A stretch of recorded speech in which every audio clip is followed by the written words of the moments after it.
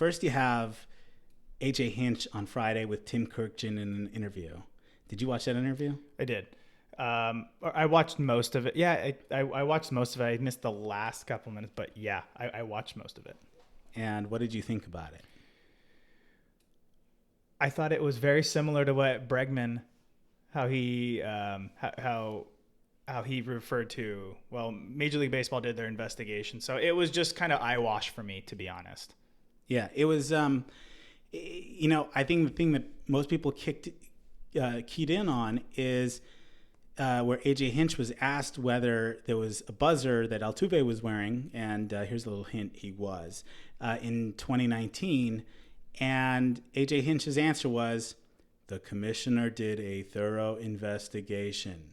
That investigation revealed that there was no cheating.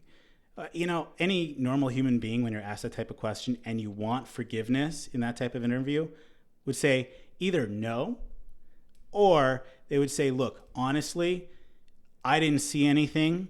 I wasn't, looking over Altuve's body when he was putting his uniform on, but I can say that I honestly didn't see anything. And that would have been an honest answer. Well, yeah, exactly. But, he, I think, knows, obviously. So I heard an interesting point in that he wants to come back. He's obviously wanting to come back into baseball at some point. So if he's on record for lying about this as well, I think he's doing the safe play, the political answer, and then at least hopefully keeping himself in contention for a future job. Yeah, but it doesn't look any better because everybody knows what the real answer is. And you look at Gary Sanchez this morning, tweeted that, look, if I had hit the winning home run and I was coming around the bases, I wouldn't care if they ripped my pants off.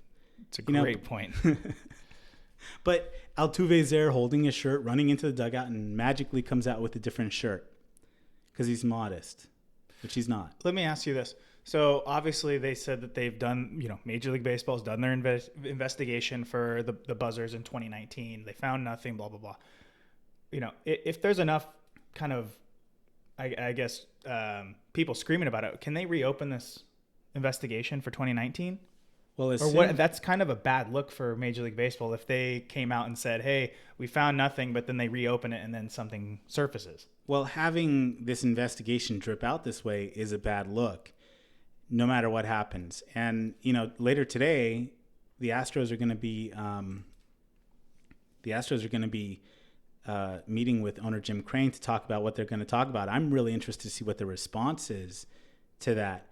But can MLB open up an investigation? It just depends when Beltran's niece, also known as Beltran's burner account, decides to drop some more images, because Beltran, on top of the AJ Hinch interview, was made to look like the fall guy.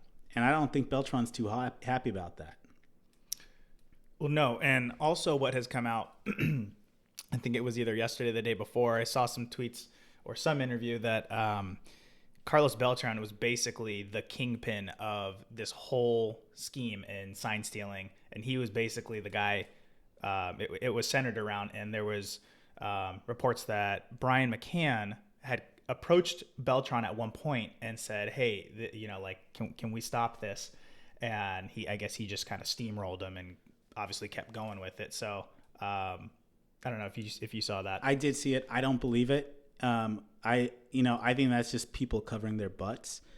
It also, what came out too was you saw that there was a report that in 2016 the Astros front office had an algorithm program that Codebreaker. Codebreaker, and it was part of the dark arts. This was something that went through the entire organization. This is not something that Beltran came up with. And here's another point. McCann and Beltran were part of the same Yankee teams like from 2014-ish through 2016. Mm-hmm. I mean, is this something that they brought from the Yankees? I doubt it. I think this was just an Astros organization. And you think those guys having been teammates for several years, there would have been a different dynamic. I don't think Beltran's the fall guy. Did he do it? Did he cheat? Yes. But in this case, he's the fall guy. Altuve still has to answer. Bregman still has to answer. Correa, all those guys. So it's not over. If they can get some buzzer stuff, I think it gets reopened.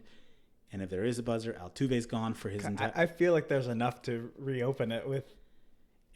I know that there's no like physical hard evidence, but like just everything surrounding it shows that like you have to be stupid to not know that something was going on with buzzers. Manfred is behind the ball on this, and that's the problem when you have a crisis like this.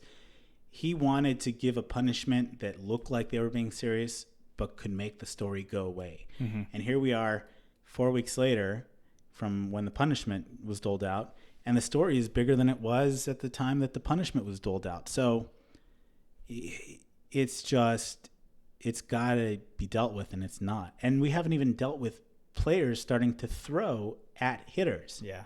You brought that point up a couple weeks ago, and that should be interesting. I mean, I don't remember who it was. Oh, it was Heaney this morning was saying, basically, I'd be watching out if I was an Astros hitter. Well, didn't Clevenger say something too? Clevenger basically said the same thing, and don't you dare look at me. Oh, and Bauer's going to. Oh, basically anybody that is a little bit pissed off and within their right. And again, I'll bring this point up from a few weeks ago. People weren't listening. What happens when Manfred suspends Bauer for 10 games for throwing at somebody's head? The first thing Bauer's going to say is, what, I get a longer suspension than the guys who actually cheated?